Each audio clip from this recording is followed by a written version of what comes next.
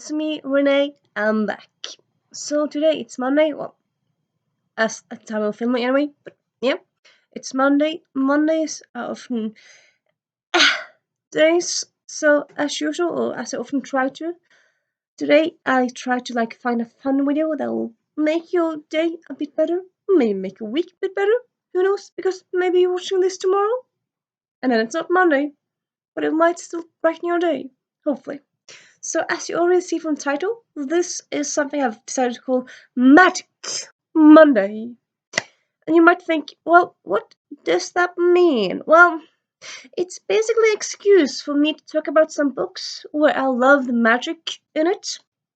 And no, I didn't say wrong there. I didn't say magic systems because not a lot of them have systems precisely.